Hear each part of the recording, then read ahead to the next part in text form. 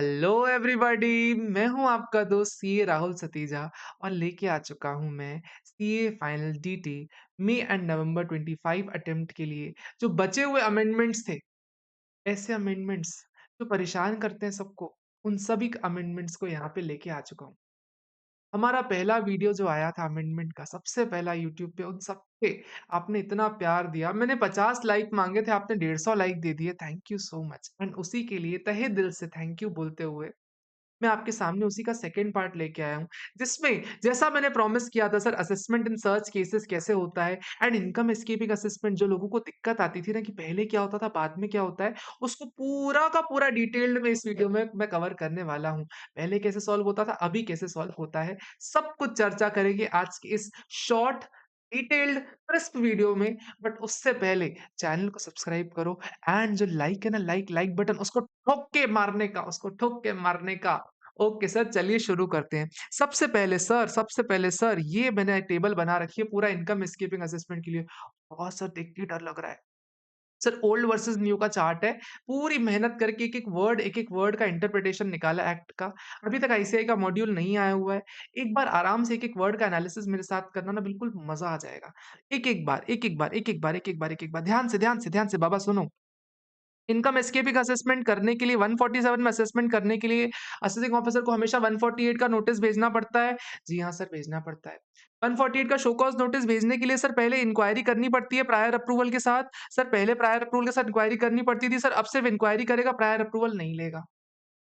Sir पहले show cause notice भेजना पड़ता था as to why, sir show cause why 148 should not be issued, ऐसा शो कॉज़ नोटिस भेजना पड़ता था। फिर उसके अलावा एसएससी को सर रिस्पॉन्स फर्निश करना पड़ता था 7 से लेके 30 दिन के अंदर। सर अब उस टाइम लिमिट को हटा दिया गया, कहा 7 से लेके 30 दिन तक का कोई अब टाइम लिमिट नहीं, अब सीधे-सीधे एसएससी को रिस्पॉन्स फर्निश करना है। अगर तुम्हारे पास पुरानी बुक है, तो पुरानी बुक में चेंजेस करते चलो।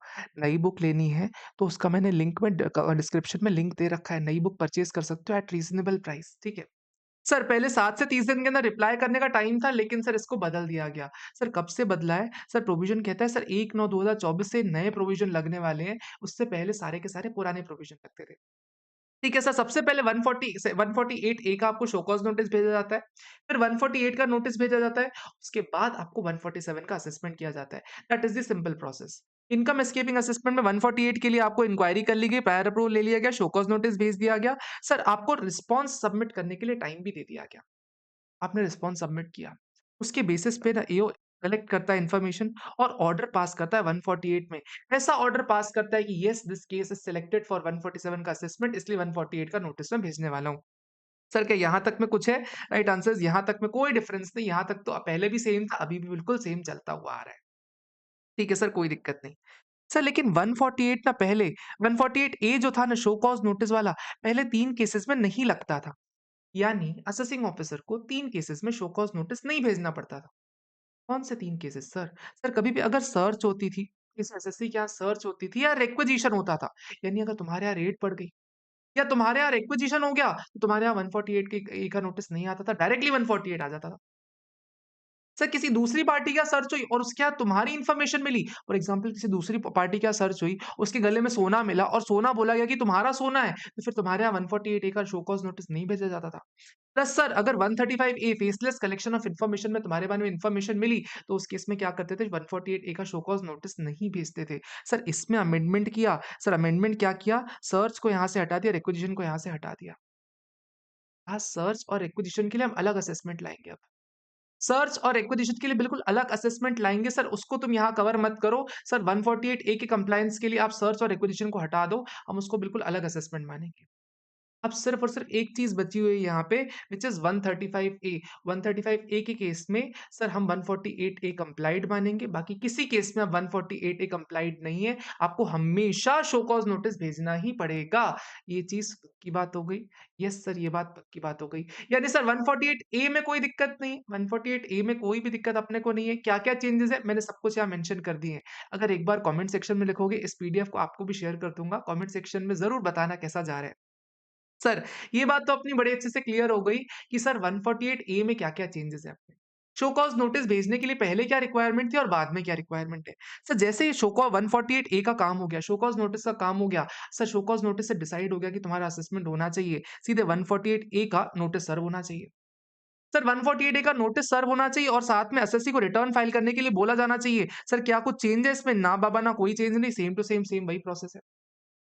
सर लेकिन 148 का नोटिस सर्व करने के लिए एओ को 3 चीज़ें कंप्लाई करनी पड़ती थी पहले। 148 ए का नोटिस भेजने से पहले 3 चीज़ें कंप्लाई करनी पड़ती थी। बाबा एओ के पास इन्फॉर्मेशन होनी चाहिए थी। एओ ने प्रायर अप्रूवल ले रखा हुआ होता और एओ ने क्या कर रखा है 148 ए का शो कॉज़ नोटिस का कंप्लायंस किया हुआ हो। 3 चीज़ें जब एओ कंप्लाई करके रखता है ना, तो वो बड़े आराम से 148 का नोटिस भेज सकता है। 3 चीज़ों को कंप्लाई करेगा तो एओ बड़े आराम से भेज सकता है। ठीक है सर, कोई दिक्कत नहीं। सर एओ के पास इन्फॉर्मेशन है, ऐसी कौन-कौन सी चीज़ें बताती हैं? ऐसी कौन-कौन सी चीज़ें हैं जो एओ के पास इन्फॉर्मेशन है वो बताती हैं? सर पहले होता था इन्फॉर्मेशन, अगर कोई risk management strategy of CBDT से पता चला है तो एओ के पास इन्फॉर्मेशन होती है। सर अगर ऑडिट ऑब्जेक्शन से पता चला है तो एओ के पास इन्फॉर्मेशन होती है। कोर्ट ट्रिब्यूनल से पता चला है तो इन्फॉर्मेशन होती है। सर सेक्शन 1990 डीडीडबल से पता चला है तो इन्फॉर्मेशन एओ के पास होती है। Sir faceless collection of information से पता चला है तो इन्फॉर्मेशन होती है। ऐसा डीम्ड मान लिया जाता है। सर उसके अलावा सर एओ के पास सर्च के केस में भी इन्फॉर्मेशन होती है, रिक्विजिशन के केस में भी इन्फॉर्मेशन होती है। सर उसके अलावा सर सर्वे के केस में भी इन्फॉर्मेशन होती ही होती है। एओ के पास इन सब केसेस में इन्फॉर्मेशन होती है, ऐसा पहले चलता था। एओ के पास इन सब केसेस में इन्फॉर्मेशन होती है, ऐसा पहले चलता था। सर इसमें एक और पॉइंट है sir, other party search. Sir किसी दूसरी पार्टी के यहाँ सर्च हुई तो उस केस में भी एओ को पता रहता था, उस केस में भी एओ को पता रहता था। अब एओ के पास इन्फॉर्मेशन होती थी। ठीक है सर, ये बात अपने को समझ में आ गई। सर उसके अलावा सर और क्या-क्या कंप्लाई करना पड़ता था? एओ को प्रायर अप्रूवल लेके चलना पड़ता था। हाँ सर, प्रायर अप्रूवल लेके चलना पड़ता था। सर प्रायर अप्रूवल कब लेता था? अगर सर 148 ए कंप्लाई करते टाइम उसने प्रायर अप्रूवल ले रखा है ना, तो उसको प्रायर अप्रूवल नहीं लेना पड़ता। लेकिन अगर 148 में अगर उसने प्रायर अप्रूवल नहीं लिया ना, तो उसको प्रायर अप्रूवल लेना पड़ जाता था। ठीक है सर। और सर 148 ए कब-कब कंप्लाई 148 ए कब-कब कंप्लाई नहीं करना पड़ता था? सर 3 केसेस में नहीं करना पड़ता था, ऊपर ही पढ़ लिया। सर्च के केस में, अदर पार्टी सर्च के केस में और 135 ए में, इन 3 केसेस में आपको 148 ए शो कॉज़ नोटिस कंप्लाई नहीं करना पड़ता था, बेसिक सी बात है। अब सर इसमें क्या चेंजेस किए सुनना, सुनना सर क्या चेंजेस किए, बहुत बारीक सा चीज़ है, बहुत बारीक सा चेंज। अभी भी वही 3 स्टेप्स रखे हैं, 3 स्टेप्स वही हैं। पहले को बोला गया एओ के पास इन्फॉर्मेशन होनी चाहिए 148 का नोटिस भेजने के लिए। पहले सर आपके पास एओ के पास इन्फॉर्मेशन होनी चाहिए। सर कौन-सी ऐसी चीज़ें जो सजेस्ट करेंगी इन्फॉर्मेशन है? Sir risk management strategy of CBDT बताएगा। सर ऑडिट ऑब्जेक्शन के थ्रू एओ को पता चलेगा। कोर्ट ट्रिब्यूनल के कारण पता चलेगा। डीटीडबल के कारण पता चलेगा। फेसलेस कलेक्शन ऑफ इन्फॉर्मेशन के कारण पता चलेगा। सर्वे के कारण पता चलेगा। सर क्या सर्च के कारण पता चलेगा? राइट आंसर इज़ नहीं पता चलेगा। क्या किसी दूसरी पार्टी के यहाँ सर्च हो रही है और उससे पता चलेगा? ना जी, ना जी। सर इसको अलग कर दिया इन्होंने। ताकि सर्च के केस में एओ के पास इन्फॉर्मेशन है, हम ऐसा भी नहीं मानेंगे क्योंकि उसका असेसमेंट ही बदल दिया। पहले दूसरा असेसमेंट चलता था, 147 में असेसमेंट करते थे, अब उसका असेसमेंट ही बदल दिया। इनकम एस्केपिंग असेसमेंट में ये चेंजेस किया गया है। ऊपर कहाँ चेंज किया गया पहले शो कॉज़ नोटिस के लिए उसने बोला कि सर्च और सर्वे का सर्च का केस ही हटा दो। Search, requisition, other party search को हटा दो वहाँ से। यहाँ से भी उसने बोल दिया, यहाँ से भी हटा दो। एओ के पास इन्फॉर्मेशन है, यहाँ से भी हटा दो। सर इसके अलावा एओ के 148 ए कंप्लाइड जो होता था, 148 ए कंप्लाइड 3 सिचुएशंस में होता था ना, याद करो। 148 ए 3 सिचुएशंस में कंप्लाइड होता था ना, सर्च, रिक्विजिशन, उसके अलावा सर और कौन-कौन सी कंडीशन में कंप्लाई होता था? अदर पार्टी सर्च और 135 ए। सर यहाँ कहता है सर यहाँ से भी सर्च को और अदर पार्टी सर्च को हटा दिया और प्रायर अप्रूवल ले लिया। सर आप डायरेक्टली 148 का नोटिस भेज सकते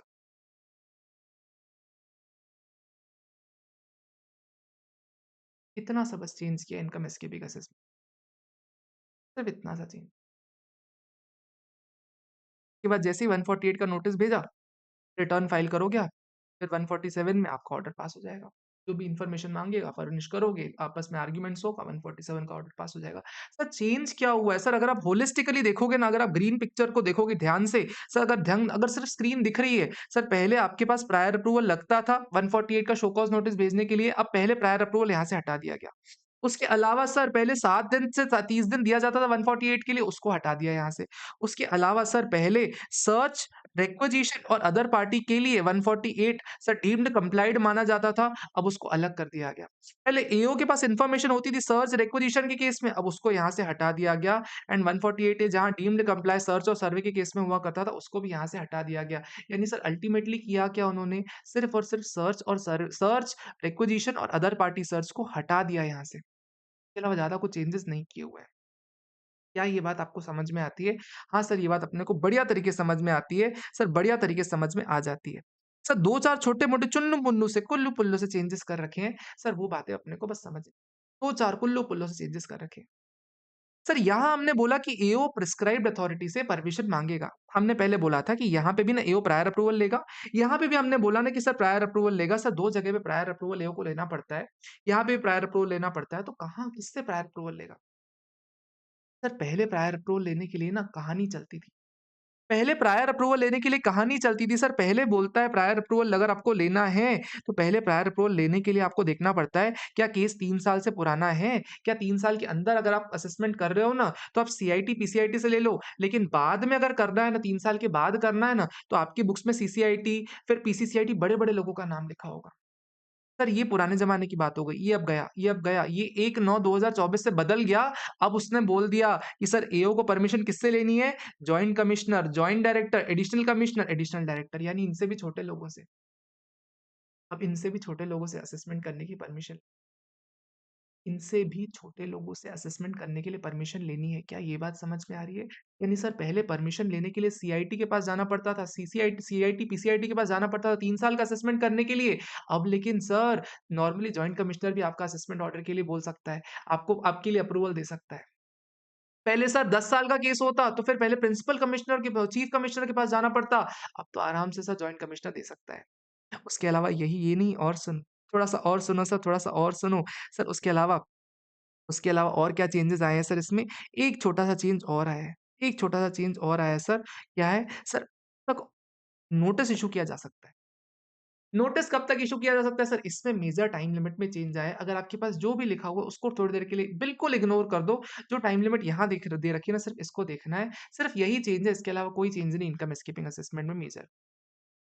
सर टाइम लिमिट इश्यू करने के लिए सर कौन-सी? सर पहले आपके पास ना टाइम लिमिट हुआ करती थी 3 साल और 10 साल की टाइम लिमिट हुआ करती थी। पहले क्या बोलता था पता? पहले क्या बोलता था?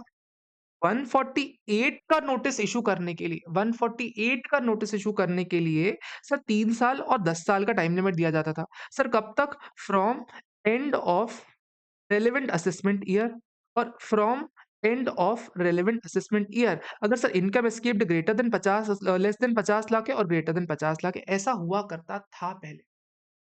सर इसको उन्होंने कहा किया स्क्रैप, इन्होंने किया स्क्रैप, कहा हटाओ, हमको वो सब से मतलब नहीं है। हम बोलेंगे सर पहले शो कॉज़ नोटिस के लिए अलग टाइम लिमिट देंगे और फिर 148 का नोटिस भेजने के लिए अलग टाइम लिमिट देंगे। असेसिंग ऑफिसर को दोनों कंप्लाई करना पड़ जाएगा। सर क्या टाइम लिमिट दी है? ऐसा कह रहा है शो कॉज़ नोटिस इश्यू करने के लिए बोला कि अगर इनकम एस्केप्ड 50 लाख या उससे ज़्यादा है ना, तो 5 years from end of relevant assessment year देंगे। यानी सर रेलेवेंट असेसमेंट ईयर के एंड से 5 साल के अंदर शो कॉज़ नोटिस चले जाना चाहिए उसके पास। अगर इनकम 50 लाख एस्केप्ड 50 लाख से ज़्यादा की है, 50 लाख से कम है, तो फिर 3 साल के अंदर चले जाना चाहिए। आपके पास शो कॉज़ नोटिस 3 साल के अंदर चले जाना चाहिए।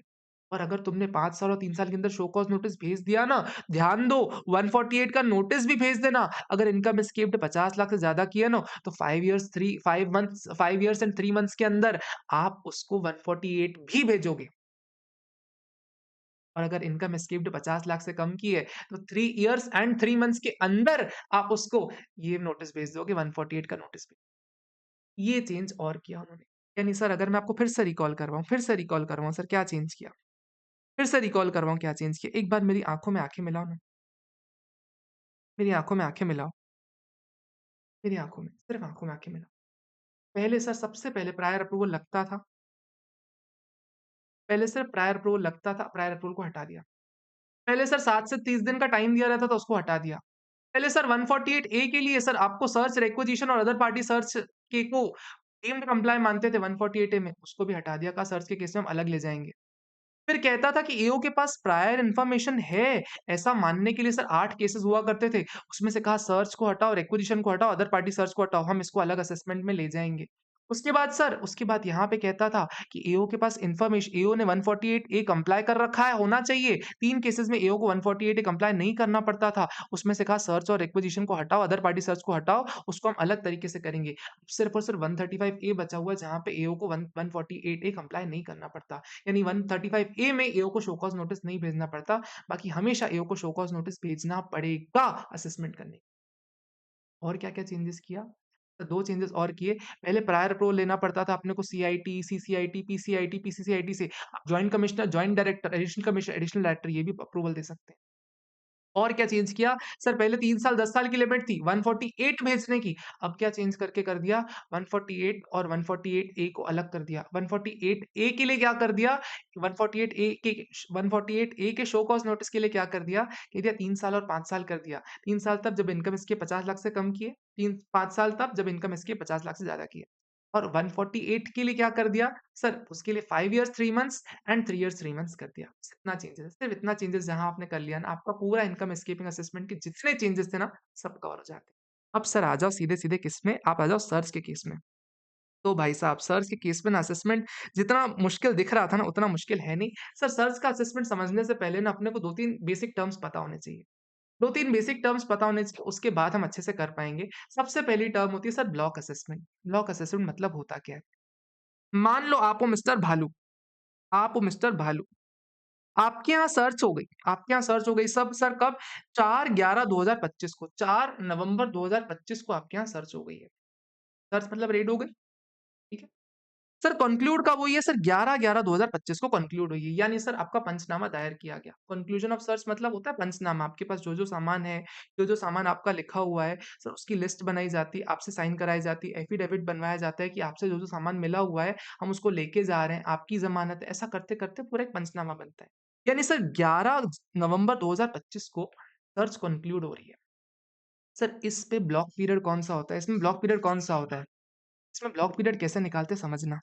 सरकार कहती है जिस साल में सर्च हो रही है सर प्रीवियस ईयर 25-26 इसमें सर 1 अप्रैल 2025 से लेके जिस तारीख तक सर्च हुई है ना सर 11/11/2025 तक इसको आप इंक्लूड करो किसमें? इसको इंक्लूड करो आप ब्लॉक पीरियड में। प्लस इसके पहले के सर पहले के सर इसके पहले के 6 प्रीवियस ईयर को भी आप ब्लॉक में इंक्लूड करो। मैंने क्या बोला जिस साल में सर्च हो रही है उस साल की 1 अप्रैल से लेके इस तारीख तक की डेट पकड़ लो और उसके पहले के 6 प्रीवियस ईयर पकड़ लो, उसको बोलेंगे ब्लॉक पीरियड। यानी सर पहले के 6 प्रीवियस कौन से हो गए? सर प्रीवियस है 24-25, 22-23, 21-22, 20-21, 19-20, 23-24 सर ये सब अपने 6 साल हो गए। सर क्यों करवा रहे हैं इन सबको? अब हम ना 6 साल का साथ में असेसमेंट अब हम 6 साल का साथ में असेसमेंट करेंगे। सर कैसे असेसमेंट करेंगे? आओ तो सही यार, क्या मज़ेदार बनाया है सेक्शन, क्या मज़ेदार बनाया है। अलग किया था ना इनकम एस्केपिंग असेसमेंट से, फॉर अ रीज़न अलग किया है और क्या खूब रीज़न अलग किया है, देखो मज़ा आ जाएगा। इधर देखो, देखते चलो। सर उसके अलावा सेकंड इन्फॉर्मेशन जो आपको पता होनी चाहिए that is second basic definition पता होनी चाहिए that is undisclosed income. Undisclosed income मतलब क्या? एक लेमन क्या समझता है अनडिस्क्लोज्ड इनकम को? अनडिस्क्लोज्ड इनकम वो इनकम होती है ना सर जो आपने इनकम टैक्स को नहीं बता रखी। अनडिस्क्लोज़ इनकम एक लेमन के लिए तो वही होता है ना, जो आपने इनकम टैक्स को डिस्क्लोज़ नहीं कर रखी है। वही इन्होंने अंग्रेज़ी भाषा में लिखा हुआ है। एनी इनकम, मनी, ज्वेलरी और एनी अदर वैल्यूएबल आर्टिकल और एक्सपेंडिचर और any other entry in books of accounts, transactions, value ये जो आपने इनकम टैक्स को बताया नहीं है। जो या तो आपने इनकम टैक्स को बताया नहीं है या गलत बता रखा है, तो बोलते हैं अनडिस्क्लोज़्ड इनकम। यानी मैंने क्या बोला? एक ब्लॉक पीरियड बोला, जिस साल में सर्च हो रहा है उस साल को पूरा पकड़ना है और उसके पहले के 6 साल, प्लस दूसरा मैंने बोला अनडिस्क्लोज्ड इनकम, 2 चीज़ें मैंने बताई। तीसरा मैंने बोला sir date of conclusion of search, sir conclusion of search कब होता है? जिस दिन आपका पंचनामा ड्रॉ कर दिया जाए उसको date of conclusion of search बोला जाता है। रिक्विजिशन ऑफ सर्च, रिक्विजिशन को कंप्लीशन कब बोला जाता है? जिस दिन आपकी books of accounts income tax वालों को मिल जाए, वो रिक्विजिशन बन जाता है। अब सर सुनना कुछ-कुछ बेसिक बातें होती हैं, बेसिक बातें। फॉर एग्ज़ाम्पल तुम्हारे यहाँ इस तारीख को सर्च हुई, सर 11/11/2025 को तुम्हारे यहाँ सर्च हो गई। तुम्हारे यहाँ क्यों सर्च हुई यार बेचारे, तुम्हारे साथ क्यों बुरा हुआ? फॉर एग्ज़ाम्पल किसी के यहाँ 11/11/2025 को सर्च हो गई। सर उसका पिछले किसी साल का असेसमेंट चल रहा होगा ना? प्रीवियस ईयर 23-24 का, प्रीवियस ईयर 22-23 का, प्रीवियस ईयर 24-25 का असेसमेंट चल रहा होगा ना? सर असेसमेंट क्या चल रहा होगा तो रुक जाएगा? Right answer is yes, abate कर जाएगा। अबेट मतलब होता है ढीला पड़ जाना। सर अब उस असेसमेंट की वैल्यू कम बचेगी। सर कहता है क्या कहता है वेयर एनी असेसमेंट और after search sorry after proceedings for assessment after search will commence the following shall abate. जैसे ही सर सर्च की प्रोसीडिंग्स चालू हो जाएगी, ध्यान देना पड़ेगा, कुछ कुछ असेसमेंट सर अबेट कर जाएंगे। सर कोई भी असेसमेंट जो कि सर पेंडिंग है वो अबेट कर जाएंगे। यानी सर असेसमेंट जिस जिस दिन सर्च हुई ना, उस दिन पुराने जो असेसमेंट चल रहे थे ना, वो सारे के सारे ढीले पड़ जाएंगे। अब हम वापस से असेसमेंट करेंगे ब्लॉक पीरियड का। लॉक पीरियड कौन-सा? जिस दिन सर्च हुई उससे 1 अप्रैल से लेके जिस दिन सर्च हुई वो वाला पीरियड प्लस उसके पिछले के 6 साल, उस ब्लॉक पीरियड का हम साथ में असेसमेंट करेंगे। इस बीच में कोई भी अगर पीरियड का असेसमेंट पेंडिंग है, तो हम उसको अबेट कर देंगे, ठीक है? सर क्या कहता है उसके अलावा क्या कह रहा है? सर अगर कोई टीपीओ ने ऑर्डर पास कर रखा है ना, यार टीपीओ के लिए बीच में रेफर किया होगा, टीपीओ के पास गए होंगे, सर जब पूरा ही असेसमेंट ही अबेट कर रहे हो तो टीपीओ को भी अबेट करो ना, टीपीओ को भी अबेट कर देंगे। सर अगर कोई अपील है ना, अपील चल रही है ना आपकी, अपील को हम अबेट नहीं करते, अपील को चलने दो। अबेट करना मतलब ढीला नहीं करेंगे। तुमको अगर असेसमेंट से दिक्कत है तो तुम अपील क अपनी कंटिन्यू रखो। लेकिन सर अगर कोई असेसमेंट चल रहा है ना तो उसको हम अबेट कर रहे हैं। ठीक है सर, कोई दिक्कत यहाँ तक नहीं है। क्या कह रहा है? Where any assessment under this chapter is pending in case of assessee in case subsequent search is initiated or requisition is made when assessment shall be duly completed thereafter the assessment in respect of the subsequent search or requisition shall be made। यानी sir अगर कभी आपके यहाँ कभी एक बार search हुई और sir अभी उसका असेसमेंट चल ही रहा है तो दोबारा सर्च हो गई आपके यहाँ सर्च हुई, उसके बाद सर दोबारा सर्च हो गई, सर पहले कहता है कि नहीं पहला वाला असेसमेंट कंप्लीट करेंगे उसके बाद ही दूसरा चालू करेंगे। पहला वाला असेसमेंट कंप्लीट करेंगे उसके बाद दूसरा वाला असेसमेंट चालू करेंगे। और सर कहता है इसमें अगर बीच में एओ के पास 3 महीने से कम का टाइम बचता है, तो उसका टाइम बढ़ा के कम से कम 3 महीने तो दिया जाएगा उसको ताकि वो अपना असेसमेंट ढंग से कंप्लीट कर सके। सर अब प्रोसीजर कैसा है? क्या करेगा असेसिंग ऑफिसर? कैसा-कैसा कई चीज़ें अप्लाई करने वाला है, बता रहा है अब। क्या बेसिक्स क्लियर हो गया अपने को कि सर ब्लॉक पीरियड क्या होता है? अनडिस्क्लोज़ इनकम क्या होती है? एक बार बताओ ना, दिल से बताओ, क्या बेसिक्स क्लियर हुए क्या? कि ब्लॉक पीरियड तो समझ में आया ना, जिस तारीख को सर्च हो रही है, उस साल को पकड़ो 1 अप्रैल फ्रॉम दैट ईयर से लेके जिस दिन सर्च एंड हो रही है वो वाला साल, प्लस उसके पिछले वाले 6 साल, इसको ब्लॉक पीरियड बोलते हैं। अनडिस्क्लोज़ इनकम समझ में आ गई अपने को? बेसिक बातें कर रहे हैं सर। पुराने जितने भी असेसमेंट है वो सब रुक जाएँगे, पुरानी जितनी अपील्स हैं वो सब भी किनारे हो जाएँगी। पुरानी अपील्स किनारे नहीं होंगी, असेसमेंट सारे किनारे हो जाएँगे। ठीक है sir. Procedure for assessment in case of search and acquisition सुनना। अब सर असेसमेंट करना चालू कर रहा है असेसिंग ऑफिसर, सर क्या करेगा, क्या करेगा, क्या करेगा? पहले आपसे रिटर्न फाइल करवाएगा। रिटर्न सर कौन-सा फाइल करवाएगा पता? क्या 139 1 में रिटर्न फाइल करवाएगा? ना बाबा ना। क्या 139 4 में फाइल करवाएगा? ना बाबा ना। क्या 142 1 में करवाएगा? ना जी, ना जी, ना जी। क्या 143 3 में? ना, ना, ना, ना, ना। क्या 148 में? भी नहीं। सर 158 बीसी करके एक नया सेक्शन आया उसमें फाइल करवाएगा। 158 बीसी करके नया सेक्शन है उसमें रिटर्न फाइल करवाएगा और बोलेगा जैसे ही अब रिटर्न फाइल करो बाबा। बाबा रिटर्न फाइल करो, रिटर्न फाइल करो, करो ना रिटर्न फाइल करो। रिटर्न फाइल करने के लिए बोल देगा आपको। तो उसके लिए क्या बोलेगा? Assessing officer shall issue a notice to such person requiring him to furnish a return not exceeding period 60 days as the case may be and या फिर टाइम जो भी है प्लस अनडिस्क्लोज्ड पीरियड डिस्क्लोज़ करने के लिए बोलेगा और अपना रिटर्न फाइल करने को बोलेगा। सर बोलता है कि आपको रिटर्न फाइल करने के लिए बोला जाएगा, मैक्सिमम 60 डेज का टाइम दिया जाएगा और उस रिटर्न में आपको क्या करना है पता? अपनी इनकम डिस्क्लोज़ करनी है। और रिटर्न कब का फाइल करना है सर? 1 साल का, 2 साल का, 3 साल का नहीं, पूरे ब्लॉक पीरियड का रिटर्न फाइल करना है। पूरे ब्लॉक पीरियड का रिटर्न फाइल करना है सर। जो ब्लॉक पीरियड है ना सर 6 साल प्लस जितना मंथ रिमेनिंग है सर, उन सबका रिटर्न आपको फाइल करना है। 6 साढ़े 6 साल जितना भी है ना उन सबका रिटर्न साथ में फाइल आपको करना है। सर पूरा साथ में असेसमेंट कर रहे हैं, ठीक है? ब्लॉक असेसमेंट चल रहा है। पूरा ब्लॉक असेसमेंट चल रहा है, अपने को बिल्कुल किनारे रखना है बाकी चीज़ों को। अपने को इमेजिन करना है सवा 6 साल, साढ़े 6 साल का वो पीरियड है अपना, उस 6 साल के पीरियड को हमको इमेजिन करना है। उस 6 साल के पीरियड का हम असेसमेंट कर रहे हैं। उन 6 साल का एक रिटर्न आपसे फाइल करवाया जाएगा। सर सरकार कहती है अगर आपने रिटर्न 60 डेज़ के अंदर फर्निश किया ना, हम उसको 139 1 का रिटर्न बोल देंगे। 139 का रिटर्न बोलेंगे। 139 का रिटर्न कौन-सा होता है सर? 139 का जो नॉर्मल रिटर्न होता है ना, 139 1 वाला या 4 वाला, हम उसको रिटर्न मानेंगे वो वाला। सर नॉर्मल रिटर्न मानेंगे। अगर आप चाहो तो सारी इनकम यहाँ डिक्लेयर कर दो, कोई बुराई नहीं है। लेकिन अगर नहीं करोगे तो फिर फँस जाओगे। सर उसके बाद हम आपको स्क्रूटनी का नोटिस भेजेंगे।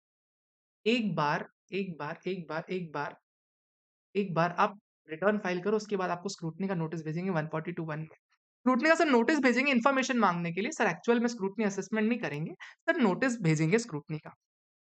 Provided further that any return of income required to be furnished by the SSC shall be furnished beyond the period allowed shall not be deemed to be returned under section 139। Sir एक बार SSC ने अगर return date के बाद furnish किया ना, तो 60 दिन की टाइम लिमिट थी ना, उसके बाद फर्निश किया, उसको 139 का रिटर्न नहीं बोलेंगे। यानी सर आप जो इन्फॉर्मेशन दोगे ना, इन डिपार्टमेंट उसको फिर नहीं मानने वाला। के लिए अलग प्रोसीजर जो लगेगा, वो अभी तक प्रिस्क्राइब्ड भी नहीं है, लेकिन सर उसके लिए फिर अलग प्रोसीजर बन जाएगा। ठीक है सर, ये बात भी समझ में आ गई। कहता है सर 148 का कोई नोटिस इश्यू नहीं किया जाएगा इस चैप्टर में, कोई 148 का नोटिस नहीं इश्यू करने वाले। सीधे सर अब सर्च प्रोसीजर चल रहा है ना, कोई 148 का बात ही नहीं करेंगे यहाँ पे। सर आप रिटर्न फाइल करोगे, रिटर्न को रिवाइज़ भी नहीं करने देंगे हम। इसके अलावा सर कहता है, सर फिर असेसिंग ऑफिसर क्या करेगा? जैसे ही आप रिटर्न फाइल कर लोगे ना, आपको बोला रिटर्न फाइल करो, आपने रिटर्न फाइल कर दिया। जैसे ही एओ को रिटर्न आपका मिल गया ना सर, एओ क्या करेगा? अपना तामझाम करेगा। अपना तामझाम करेगा सर, कैसे तामझाम करेगा? सर 142(1) का आपसे इंक्वायरी बिफोर असेसमेंट करवा सकता है। 142(2)(a) का स्पेशल ऑडिट आपसे करवा सकता है, आपके पास आके करवा सकता है। सर इन्वेंटरी वैल्यूएशन करवा सकता है। सर उसके अलावा 143(3) का सर स्क्रूटनी असेसमेंट भी चाहे तो आपका कर सकता है। सर वो चाहे तो आपका 144 में बेस्ट जजमेंट असेसमेंट आपका चाहे तो 144, 145(a) ये सब कर सकता है वो चाहे। आपकी इन्फॉर्मेशन निकालने के लिए ब्लॉक पीरियड की। देखो आप रिटर्न अपना फाइल कर रहे हो वो तो उसको चाहिए। आप कितनी ईमानदारी से इनकम डिक्लेयर कर रहे हो वो तो उसको चाहिए। लेकिन एक्चुअल में आपने कितनी इनकम कमाई है उसके लिए तो असेसमेंट करना पड़ेगा ना। वो चाहे तो जिस सेक्शन का सहारा लेना चाहे वो ले सकता है बड़े आराम से। सर एओ अपनी इनकम निकालेगा अपने बेसिस पे अपने तरीके से इनकम निकालेगा। ध्यान देना सर इस प्रोसीजिंग के दौरान कभी भी आप डीआरपी को रेफर नहीं कर सकते। आप डिस्प्यूट रेज़ोल्यूशन पैनल को कभी भी रेफर नहीं कर सकते, भले आप नॉन रेज़िडेंट हो या फिर टीपीओ को भी रेफर किया गया हो, आप डीआरपी को रेफर नहीं कर सकते इस केस में। सर आपको इंटीमेशन भी इश्यू नहीं किया जाएगा। को इंटीमेशन भी नहीं इश्यू किया जाएगा एंड सर सुनो। आपको जब रिटर्न फाइल करने के लिए नोटिस भेजा जाता है ना कि हाँ, ये लो ये नोटिस है रिटर्न फाइल करो तुम्हारा असेसमेंट होना है। पहले क्या करते थे सीआईटी, पीसीआईटी इन सब से परमिशन लेते थे ना, अब लेकिन परमिशन का क्राइटेरिया बदल दिया सर्च के केस में परमिशन किससे लेनी है? Sir additional commissioner, sir joint director या एडिशनल डायरेक्टर इन सब से इन्फॉर्मेशन लेनी है। एंड सुनो तो सही, पहले असेसमेंट कौन करता था सर्च के केस में? पहले जॉइंट कमिश्नर से कोई लोअर लेवल वाला एओ कमिश्न असेसमेंट नहीं करता था। अब करेगा असेसमेंट कौन तुम्हारा? Sir assistant commissioner, deputy commissioner, assistant director यानी और लोअर लेवल पे लेके आ गए। यानी सर सर्च के केसेस ये लोग बढ़ाना चाह रहे हैं। क्या आप समझ पा रहे हो? टाइम लिमिट कम कर दी इन्होंने, 5 साल के अंदर कर दिया सर्च के केसेस को या 5 साल के अंदर असेसमेंट कर दिया। लेकिन सर सर्च की पावर्स छोटे ऑफिसर्स को भी दे दी इन्होंने। सर्च ऑथराइज़ करने के लिए पहले सीआईटी, पीसीआईटी लगते थे, अब इन्होंने कह दिया जॉइंट कमिश्नर भी ऑथराइज़ कर सकता है। पहले सर्च का असेसमेंट जॉइंट कमिश्नर कर सकता था, अब लेकिन असेसमेंट कौन कर सकता है? एडिशनल कमिश्नर, जॉइंट कमिश्नर भी कर सकता है। बहुत ही बेसिक सी बात चल रही है। सर अब बात करने वाले हैं, ये तो हो गया कि रिटर्न फाइल हो गया, इनकम असेस हो गई। इनकम असेस हो गई, लेकिन सर कैसे इनकम निकाली वो भी तो बताओ? इधर देखो ध्यान से ये प्रोसीजर दे रखा है कैसे इनकम निकाली। कहता है सर पहले तो total income other than undisclosed income of the assessment year relevant to the previous year of the last authorization. Sir कहता है कि सर जो ब्लॉक पीरियड था ना, जो ब्लॉक पीरियड था ना उसको अलग से पकड़ना है आपको ब्लॉक पीरियड में। सर ब्लॉक पीरियड में एक तो 6 साल का पीरियड था, जो प्रीवियस ईयर वाले थे 6 इयर्स थे और एक आधा साल था जिस साल में सर्च हुई आधा साल था। सर इस साल का ना असेसमेंट बिल्कुल अलग चलेगा, इस साल का असेसमेंट बिल्कुल अलग चलेगा सर। इसको आप रेगुलर प्रोविजंस के अकॉर्डिंग करोगे ट्रीट। सर जैसे स्क्रूटनी असेसमेंट करते हो ना वैसा टाइप का ट्रीटमेंट करोगे आप इसका। स्क्रूटनी असेसमेंट बोल लो, बेस्ट जजमेंट बोल लो, इनकम एस्केपिंग जैसा करना है वैसा कर लो, लेकिन इसका अलग चलेगा। सर ये जो 6 साल का ना इसका इसके इसकी इसके बारे में असेसमेंट आप अलग करने वाले हो। इसमें आप अलग अनडिस्क्लोज्ड इनकम अलग निकालोगे, इसमें बाकी इनकम को अलग निकालोगे। सर इनमें अलग तरीके से निकालोगे आप। ऐसा इसने बोल दिया। Separately accordance with the other provisions of this act ऐसा कहता है। फिर कहता है total income relating to the block period shall be charged to tax at the rate specified under section 113। कितना रेट है सर आगे अब जाके बताएँगे।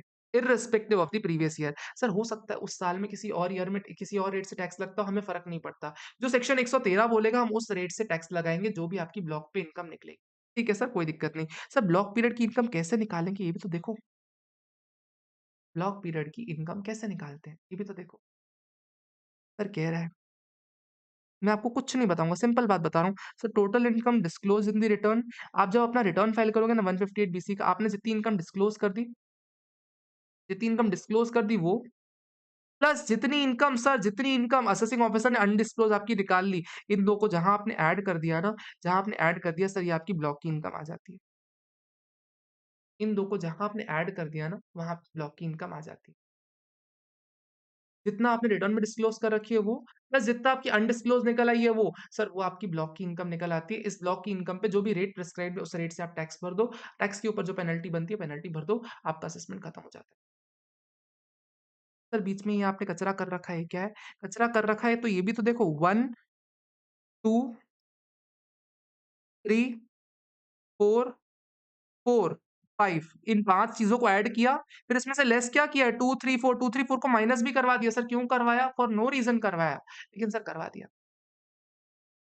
सर क्या है? सर कहता है कि अगर कोई भी असेसमेंट के दौरान इनकम मिली उसको भी ऐड कर दो। फिर उसके बाद कहता है कोई इनकम डिक्लेयर एसएससी खुद करता है उसको भी ऐड कर दो। उसके अलावा कहता है सर साल के बीच की जो इनकम थी उसको भी ऐड कर दो। फिर कहता है इन सबको माइनस भी कर दो। माइनस करने के बाद सर अल्टीमेटली बचता क्या है? सर कहता है 158 बीसी में जो भी रिटर्न में आपने अपनी इनकम ऑफर कर दी उसको ऐड करो। प्लस जितनी भी अनडिस्क्लोज़ इनकम है ना सर उसको ऐड कर दो। इन 2 को जहाँ ऐड कर दोगे आपकी सर ब्लॉक पीरियड की इनकम आ जाएगी। यानी अगर शॉर्ट में बोलूँ डिस्क्लोज़ इनकम जितनी भी आप 158 बीसी में कर रहे हो प्लस जितनी अनडिस्क्लोज़ इनकम रह जा रही है ना सर ये आपकी ब्लॉक पीरियड की इनकम बन जाती है। ठीक है sir. Undisclosed income falling within the block period shall be computed on the basis of the evidences found as a result of search, survey, requisition of books of accounts or other documents or other materials or information available at the time of the assessing of the search के दौरान अगर कभी भी कोई भी information मिलती है, उसी के बेसिस पे ही अपने को असेसमेंट करना है। ठीक है? ठीक है सर, ठीक है सर, ठीक है सर, कोई दिक्कत नहीं। सर इस ये पॉइंट अच्छा-सा है सर। कहता है where any evidence is found during the requisition relating to the international transaction और specified domestic transaction referred under section 92A pertaining to the period beginning from first day of the previous year in which last authorization is executed and the end of the year of the authorization was executed, such evidence shall not be considered for the purpose of determining the total income of the block and shall be considered in the assessment in the regular provisions of the Act। Sir बड़ी अजीब-सी बात बोलता है, बड़ी अजीब-सी बात बोलता है। Sir कहता है, सर वही ब्लॉक पीरियड को 2 हिस्सों में बाँटा है एक तो 6 साल वाला पीरियड और एक ही जो आधा-अधूरा साल जिस साल में सर्च हो रही है, वो वाला साल अलग अलग कर दिया। बस आधे साल में अगर आपको कोई भी स्पेसिफाइड डोमेस्टिक ट्रांज़ैक्शन मिलता है, स्पेसिफाइड डोमेस्टिक ट्रांज़ैक्शन वही नहीं होता जो आप अपनी किसी एंटिटी के साथ करते हो, प्रॉफिट कम कर देते हो या फिर ट्रांसफर प्राइसिंग के प्रोविज़न सर अगर इंटरनेशनल ट्रांज़ैक्शन मिलता है वो। सर अगर कोई इंटरनेशनल ट्रांज़ैक्शन या फिर सर स्पेसिफाइड डोमेस्टिक ट्रांज़ैक्शन मिलता है ना, उस केस में हम क्या करेंगे, सर हम इस ट्रांज़ैक्शन को इग्नोर करेंगे for the purpose of calculation of this undisclosed income of the block इसको अलग से बस कंसिडर करेंगे और इस पे अलग से टैक्स दिलवा देंगे आपसे। इसको अलग से कंसिडर कर लेंगे हम। अभी आप इसको थोड़ी देर के लिए इसको इग्नोर कर देंगे। इसको कहता है such income shall be considered in the assessment made under the provisions of other provisions of this act उसको हम अलग प्रोविजंस में टैक्स इनकम बना देंगे। अभी के लिए उसको इग्नोर कर देंगे। ये भी ठीक है। Income of firm assessed for each of the previous year falling within the block period shall be determined before allowing deduction of salary, commission, bonus, remuneration to non-working partners। Sir कभी भी अगर search किसी firm में होती है, किसी partnership firm के यहाँ सर्च हो जाती है ना, जब उसकी इनकम कैलकुलेट की जाएगी ना, तो कहता है कोई भी सैलरी अगर आपने दे रखी है, कोई कमीशन दे रखा है, कोई बोनस दे रखा है, सर कुछ भी दे रखा है, किसी नॉन वर्किंग पार्टनर को, तो हम नॉन वर्किंग पार्टनर को वैसे भी तो अलाउ नहीं करते। सर कहता है बिना उसको अलाउ किए जो भी आपने दिया हुआ है ना हम फिर कैलकुलेट करेंगे। यानी सर नॉन वर्किंग पार्टनर्स को जो भी आपने पेमेंट कर रखा है ना उसको डिसअलाउ करने के बाद हम कैलकुलेशन करने वाले हैं। ठीक है sir. The provision of transfer pricing shall apply to previous year falling within the block period excluding the previous year of the search. Sir transfer pricing के प्रोविजन सर किसी और साल में लग जाएँगे, किसी और साल में लग जाएँगे कोई दिक्कत नहीं है। लेकिन सर जिस साल में सर्च हो रही है ना उस साल में ट्रांसफर प्राइसिंग के प्रोविजन नहीं लगने वाले। जैसा कि यहाँ पे लिखा हुआ था कि इस आधे साल में हम ट्रांसफर प्राइसिंग के प्रोविजन नहीं लगाने वाले। ऐसा ही ऊपर लिखा हुआ था, ऐसा ही नीचे भी लिखा हुआ है कि हम ट्रांसफर प्राइसिंग के प्रोविजन इस साल में नहीं लगाने वाले। इन 6 महीने में हम ट्रांसफर प्राइसिंग की कोई प्रोविजन नहीं लगाने वाले। लॉसेस ब्रॉट फॉरवर्ड अच्छा ये भी पॉसिबल है देखो ये ब्लॉक पीरियड है 6 साल 6 साल और आधे साल का, साढ़े 6 साल का ब्लॉक पीरियड लगभग-लगभग मान लूँ मैं। अगर सर इससे पहले किसी साल में अगर अपने पास लॉस था, इससे पहले किसी साल में अगर अपने पास लॉस था और सर इस लॉस को आगे चल के मैं इस ब्लॉक की इनकम से सेट ऑफ करना चाहता हूँ, क्या कर सकता हूँ क्या? राइट आंसर इज़ ना बाबा ना, तुमने अगर चोरी किया तो हम सेट ऑफ नहीं करने देंगे। कैरी फॉरवर्ड कर लो इसको आगे, लेकिन सर हम इसको सेट ऑफ नहीं करने देंगे। आपको सेट ऑफ नहीं करने देंगे, आप कैरी फॉरवर्ड कर लो, कोई बुराई नहीं है उसमें। सर कुछ अदर पॉइंट्स के बारे में बात कहता है। Sir important point, very important point, sir very important point. Sir अगर प्रोसीडिंग्स इनिशिएट कर गई हैं 153 बीसी में और एनल्ड कर दिया गया अपील में, तो याद करो वो दिन जब मैंने आपको बताया था कि कभी भी अगर आपका सर्च हो जाता है, तो पुराने पेंडिंग असेसमेंट्स हैं, वो अबेट हो जाते हैं। सर कहता है अगर सर्च हुआ, सर्च के दौरान आपका जो असेसमेंट हुआ, ये नया वाला सर्च हुआ, नया वाला सर्च के बाद नया असेसमेंट हुआ, नया असेसमेंट आप अपील में गए, अपील में जाने के बाद आप जीत गए, जीतने के बाद सर जो नया असेसमेंट है वो बिल्कुल कैंसल हो गया, अनल्ड हो गया, तो जो पुराने असेसमेंट चल रहे थे ना वापस जिंदा हो जाएँगे। यही बातें अंग्रेजी में लिखी हुई है। If proceedings initiated under section 54 BC are annulled in appeal, then those earlier proceedings which were earlier abated because of commencement of these proceedings with effect from the date of the order shall survive। जो annulment था ना वो seize हो जाएगा, जो पुराने abetment था ना वो सीज हो जाएगा। सर टैक्स रेट कितनी है? मैंने ऊपर बताया था ना जितनी भी आपकी ब्लॉक की इनकम निकलेगी उसपे 60% आपको टैक्स भरना है, 60% टैक्स भरना है। क्या इसमें एजुकेशन सेस भरना है? कायदे से भरना चाहिए बट लेकिन ऐसा इन्फॉर्मेशन कहीं पे नहीं लिखी। एजुकेशन सेस क्या लगना चाहिए क्या? ऐसा इन्फॉर्मेशन कभी नहीं अपने को मिली नहीं है कहीं पे मेरे को भी। I am still waiting for module to be release. आप इस चीज़ का वेट कर सकते हो उसमें education cess. I don't think ICAI first year में आपसे पूछेगा पेपर में कभी कि टैक्स पे एजुकेशन सेस लगेगा कि नहीं लगेगा। बिकॉज़ अभी तक मॉड्यूल नहीं आया और मे में पेपर है यार। में पेपर लेने हैं उनको, 4 महीने में पेपर पूछने हैं उनको और मॉड्यूल नहीं दिया उन्होंने, तो वो क्या एक्सपेक्ट करते हैं बच्चे को कि यार सब बने उसको? सर कितने टाइम में कंप्लीट कर जाना चाहिए उसको assessment? Sir assessing officer complete कर जाना चाहिए within 12 months from the end of the month of the conclusion of the search. Sir जिस दिन सर्च कंक्लूड हुई उसके एंड से 12 मंथ्स के अंदर, जिस मंथ में कंक्लूड हुई उस मंथ के एंड से 12 मंथ्स के अंदर कंक्लूड हो जाना चाहिए। सर लेकिन कुछ एक्सक्लूजन्स मिलते हैं, कभी अगर टीपीओ को रेफर करना पड़ता है तो 12 महीने एक्सटेंड कर दिया जाता है।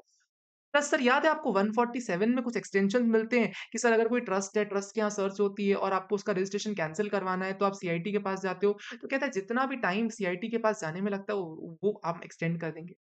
सर या फिर कभी भी स्पेशल ऑडिट करवाना है, तो स्पेशल ऑडिट में जितना टाइम वेस्ट हुआ उसको हम एक्सटेंड कर देंगे। या वैल्यूएशन ऑफिसर को अगर हमने कुछ रेफर किया, तो जितना टाइम वैल्यूएशन ऑफिसर के पास गया हम उसको भी एक्सटेंड कर देंगे। ये सब एक्सटेंशन्स यहाँ पे मिल जाएँगी। सर कहता है इंटरेस्ट पेनल्टी हम कुछ नहीं लेते आपके ऊपर 60% सीधे टैक्स भर दो, हम इंटरेस्ट पेनल्टी कुछ भी नहीं लेंगे आपसे। सर ये 234 ए, बी, सी का इंटरेस्ट हम इनमें से कुछ भी नहीं लेने वाले। 234 ए, बी, सी का इंटरेस्ट क्यों चाहिए अपने को? सर हम अलग इंटरेस्ट लेंगे ना आपसे। सर कहता है 270 ए, सर मिस रिपोर्टिंग और अंडर रिपोर्टिंग की हम आपसे पेनल्टी भी नहीं लेने वाले इसमें। मिस रिपोर्टिंग और अंडर रिपोर्टिंग की भी पेनल्टी नहीं लेने वाले। और फिर क्या कहता है? सर कहता है where return of total income for the block period is not furnished within time stipulated in the notice or not furnished, the assessee will be liable to pay simple interest at the rate 1% per month and part of the month on the tax on the undisclosed income from the period commencing the next day from the date mentioned in notice and ending to the completion of the assessment। यानी sir हम आपसे 234A का advance tax वाला interest नहीं लेंगे आपसे। कोई interest आपसे नहीं ले रहे, बस आप 60% टैक्स भर दो, हम इतने में खुश हो जाएँगे। बस आपसे एक चीज़ बोल रहे हैं, आपको नोट रिटर्न फाइल करने के लिए बोला गया था ना, रिटर्न फाइल कर दो। नोटिस में जो डेट दे रखी है ना, उस डेट तक रिटर्न फाइल कर दो। अगर आपने उस डेट तक रिटर्न नहीं फाइल किया ना, उसके नेक्स्ट डे से 1.5% पर मंथ के हिसाब से आपसे इंटरेस्ट लेना चालू कर देंगे और जब तक आपका असेसमेंट ऑर्डर फाइनल नहीं हो जाता, तब तक आपसे इंटरेस्ट लेते रहेंगे। ठीक है सर। सर आपसे टैक्स तो लिया जाएगा 60%। Sir surcharge education cess doubtful है। एजुकेशन सेस तो ले ही लेंगे आपसे लेकिन हाँ, आपका सरचार्ज डाउटफुल है। सरचार्ज लगेगा कि नहीं लगेगा वो तो डाउटफुल है। सर पेनल्टी लेंगे, कितनी पेनल्टी लेंगे सर? 50% ऑफ द टैक्स की पेनल्टी ले लेंगे। 50% ऑफ द टैक्स की। ठीक है सर। सर कहता है कुछ केसेज़ में हम पेनल्टी नहीं लेंगे आपसे। सर कुछ केसेज़ में पेनल्टी नहीं लेंगे कहता है provided that no order imposing the penalty under section subsection 1 of 271 double AD. Sir अगर कोई बदमाशी करता है सर अगर बदमाशी करता है कोई बोगस बिल वगैरह कर रखा है वो 271 D, 271 D A, 271 E. Sir इन सब केसेज़ में हम पेनल्टी नहीं लेंगे आपसे। अगर अगर सच पर्सन ने अपना रिटर्न टाइम पे फर्निश कर दिया 158 बीसी वाला, टैक्स जितना पेएबल था सर उसने पे कर दिया, उसने एविडेंस ऑफ टैक्स दे दिया और उसके अलावा उसने अपील भी नहीं फाइल किया, तो हम उससे कोई भी पेनल्टी नहीं लेने वाले हैं। जो बाकी इसी सेक्शन की है ना सर पेनल्टी उससे नहीं ली जाएगी। मतलब सर 50% की पेनल्टी तो लगेगी ही लगेगी।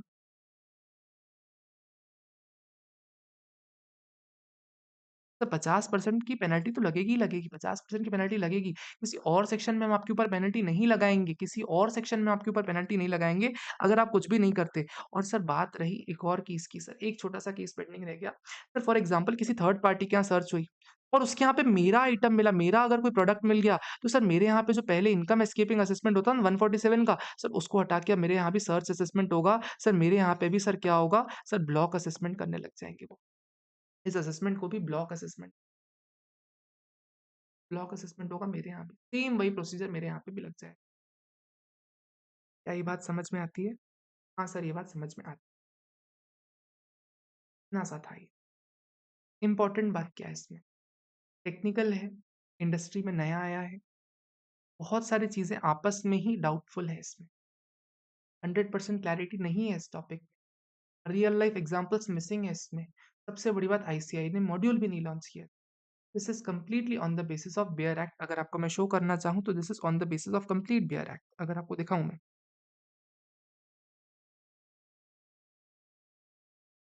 Just have a look.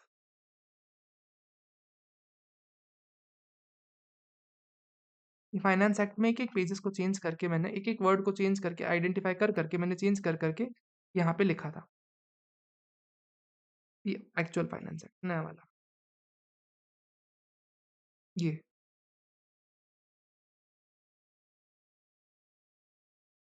ऐसे एक-एक पेज को ढूँढ-ढूँढ के मैंने अपनी बुक में डाला हुआ है। तो this is completely dependent upon my understanding. It is logical. मैंने बहुत लोगों से कंसल्ट करने के बाद इस चीज़ को किया। You can definitely rely on this. Have confidence in yourself. इतना मुश्किल टॉपिक नहीं है। जैसे से एग्ज़ाम पास आएँगे ना, you will find this topic very easy. आपको बस पढ़ते चलना है। कोई दिक्कत आती है, I am there for you. Telegram channel आपका, टेलीग्राम चैनल पे आओ। हमारा एग्ज़ाम ओरिएंटेड बैच भी चल रहा है। अगर कंसेप्ट में कोई दिक्कत आ रही है, do join the Telegram channel. मैं बता रहा हूँ, that will be a game changer for you all. तब तक के लिए अच्छे से पढ़ते रहो, सेम एनर्जी, एक्साइटमेंट, एंथुसियाज़्म के साथ। बढ़िया, मिलते हैं किसी दूसरे वीडियो में। इस वीडियो किस टॉपिक पे अगला वीडियो लाना चाहिए, आप ज़रूर कमेंट सेक्शन में बताना। मैं सारे कमेंट सीन करता हूँ, सारे के सारे चीज़ों का रिप्लाई भी कर रहा होता हूँ एंड अगर आपको ज़रूरत है तो उसके ऊपर वीडियो भी बनाता हूँ। Love you all, thank you so much for being such a wonderful audience for bye bye, take care and enjoy study.